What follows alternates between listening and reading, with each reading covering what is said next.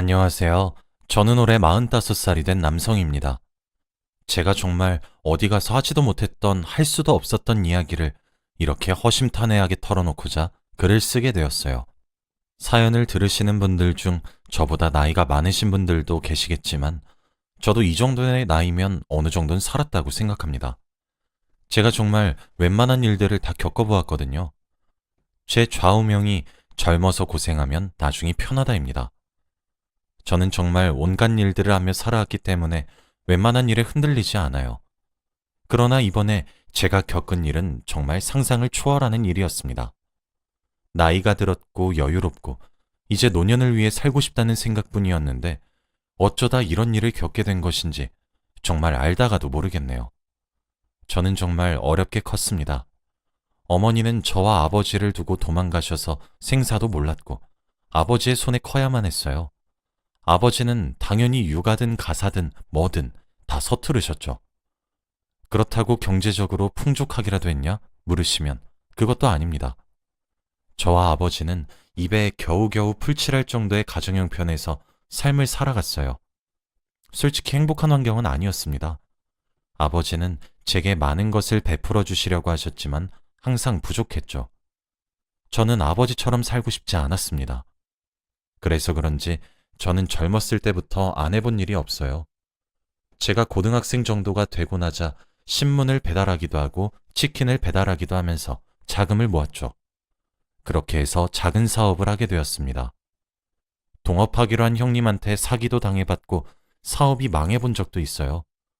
하지만 저는 그런 실패들이 전혀 두렵지 않았습니다. 실패해도 계속해서 일어서기만을 반복했어요.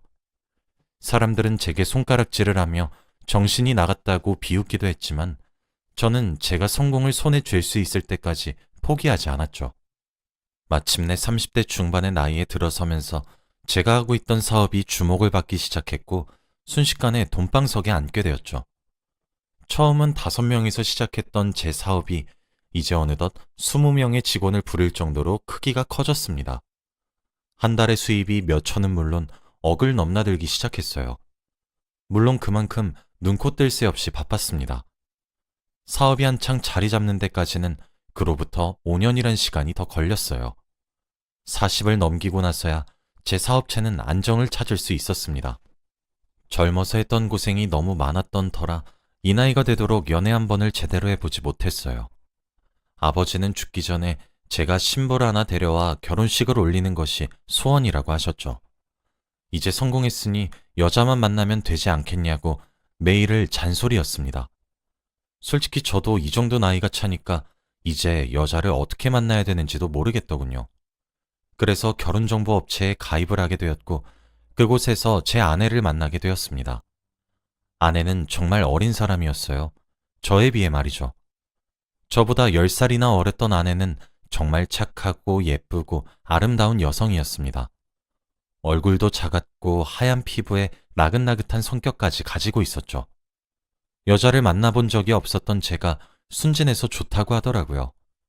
그렇게 저는 그녀에게 홀라당 넘어갔고 저희는 교제를 시작한 지 1년 만에 서로 결혼에 대한 이야기를 나누었습니다. 아무래도 제가 나이가 10살이나 많다 보니까 결혼이 급한 입장은 저였거든요. 상견례까지 하는 시간이 1년이나 걸려서 그렇지 여자친구네 쪽 집안에서도 제가 나이가 많다는 점만 빼면 더할 나위 없이 좋은 조건이었던 것인지 상견례 이후부터는 결혼 준비가 정말 일사천리로 진행이 되었어요.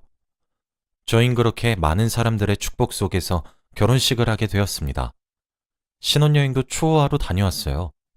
사랑하는 아내가 하고 싶다는 것을 모두 해주고 싶었거든요. 사실 저희 아버지는 아내와의 결혼을 조금 반대하셨어요. 아내는 모은 돈이 별로 없었거든요.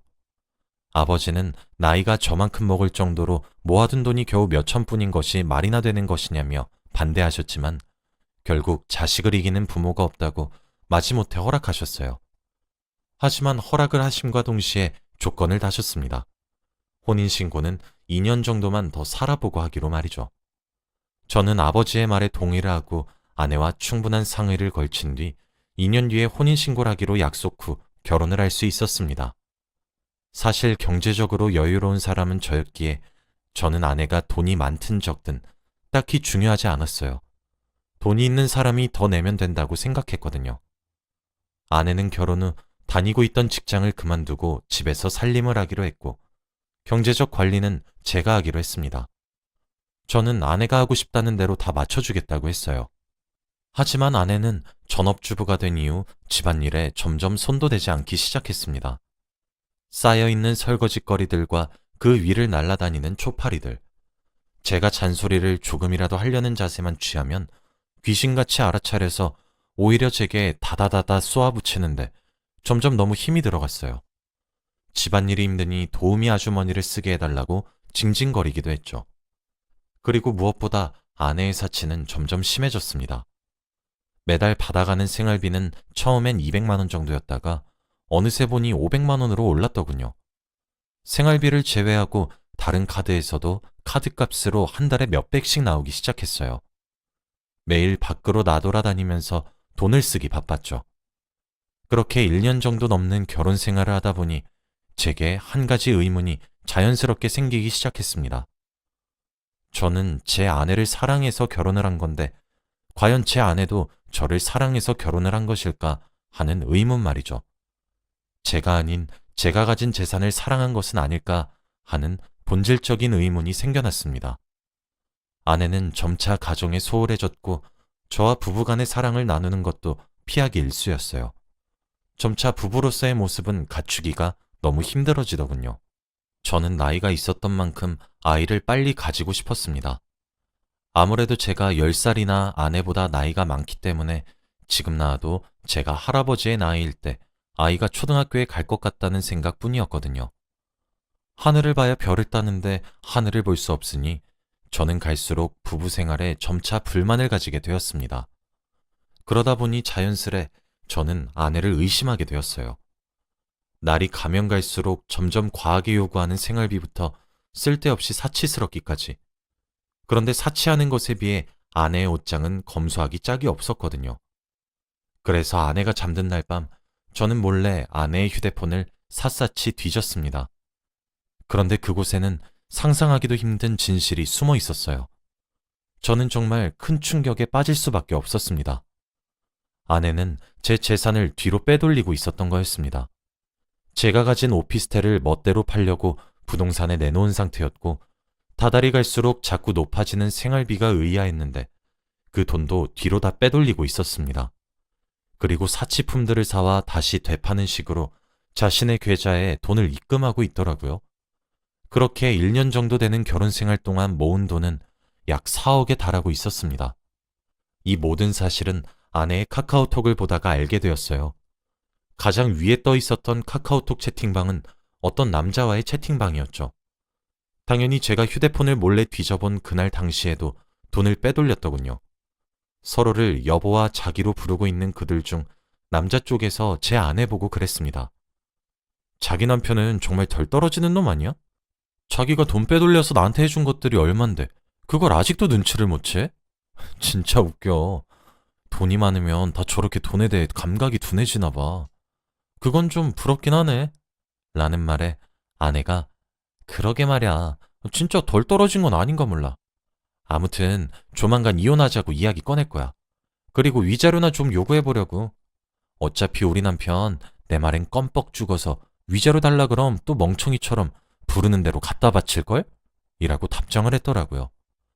재산을 뒤로 빼돌리는 것도 모자라 외간 남자와 정을 통하고 있고 그것도 모자라 지금 남편인 제 욕을 하고 있다니 정말 화가 미친 듯이 나기 시작했어요. 사람이 너무 미칠 것처럼 화가 나기 시작하면 정말 온몸이 벌벌 떨리면서 입 밖으로 아무런 소리도 나오지가 않더라고요. 저는 그 길로 주차장으로 내려가 아내의 차량을 열고 들어갔습니다.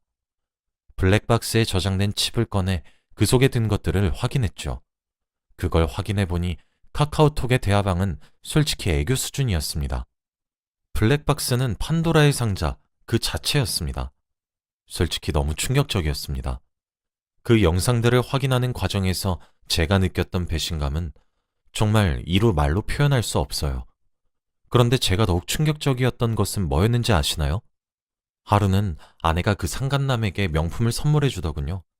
상간남은 그 명품 선물에 뛸 듯이 기뻐했고 말이죠. 그런데 그 명품이 다른 브랜드보다 꽤나 값이 조금 나가기로 유명한 브랜드였기에 자기 딴에 걱정이 조금 되었나 봅니다. 상간남이 아내에게 물었어요. 자기야, 이러다가 걸리면 어떡해? 라고 말이에요. 그런데 세상에, 아내가 뭐라고 대답했는지 아시나요? 걱정 마. 바빠서 자기 재산이 얼마 있는지도 모르는 사람이야. 대신 우리 귀여운 자기가 예쁘게 써줘야 해. 내가 이거 고른다고 얼마나 심혈을 기울였는지 알아? 하더군요. 상간남은 그래도 이거 남편이 알면 범죄 아니야? 자기 이러다 큰일 나면 어떡해? 라고 물었어요. 아내의 대답은 기가 막혔습니다. 괜찮아. 원래 부부 사이가 친족상 도래에 해당하고 있어가지고 웬만하면 처벌 못해. 으이구, 우리 자긴 별 걱정을 다 하고 있다 정말. 아유 귀여워. 라고 했더라고요. 상간남은 그 말에 와, 우리 자기 똑똑한 것 봐. 진짜 너무 멋있어. 이러고 앉아 있었습니다.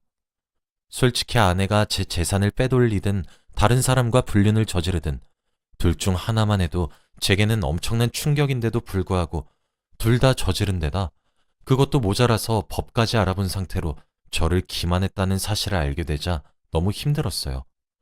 정말 제가 제정신을 유지하기가 많이 힘들더라고요. 더욱 화가 났던 사실은 블랙박스 사이의 대화를 미루어 짐작했을 때 상간남은 제 아내가 유부녀란 사실을 충분히 인지하고 있었을 것이란 사실이었습니다. 어떻게 인간의 탈을 쓰고 그런 짓을 할 수 있는지 황당하고 어이가 없더라고요. 저는 다음날 해가 뜨자마자 회사고 나발이고 당장 변호사를 찾아갔습니다. 제 명의로 되어 있는 오피스텔이 지금 내놓아진 상태였고 언제 거래가 될지를 몰랐기에 그것부터 먼저 막는 것이 급선무였어요. 그리고 아내의 외도 문제와 제 재산을 얼만큼 빼돌렸는지도 알아야 했고 빼돌려서 그 상간남에게 얼마나 퍼다 주었는지도 알아야 했습니다. 변호사님도 혀를 끌끌 차며 정말 너무하시네 하시더라고요. 참, 그런 사람을 아내라고 믿고 의지했다니. 변호사님께서는 먼저 오피스텔의 소유권이 저였던 사실을 먼저 입증하고 거래 중지를 요청하셨습니다. 그 소식이 아내에게도 전해졌나 보더라고요. 그날 저녁 제게 다가와 애교를 부리는데 그 모습이 참 역겹기 그지없었습니다. 저는 그래도 본인에게 일말의 양심이 있고 제게 최소한의 죄의식이 있다면 사과라도 하겠지 싶었어요. 그럼 저는 조용히 끝내려는 마음이 그때까진 있었습니다. 당신 나한테 할 말 없어? 라는 제 말에 아내는 오히려 오리발을 내밀며 무슨 할 말? 이라고 하며 딱 잡아 떼더군요. 저는 내 오피스텔 말이야. 당신한테도 분명 연락이 갔을 거라고 하던데 아니야? 라고 하니 아내는 아, 그거? 미안해. 아니 근데 우리 엄마랑 아빠가 갑자기 급전이 필요하다고 하는데 뭐 어떡해. 당신은 날 사랑하긴 해? 고작 오피스텔 가지고 그 난리를 떤 거야? 라며 되려 제게 적반하장으로 화를 내기 시작하더군요. 저는 그 말을 듣고 당신이 지금 나한테 화를 낼 상황이야?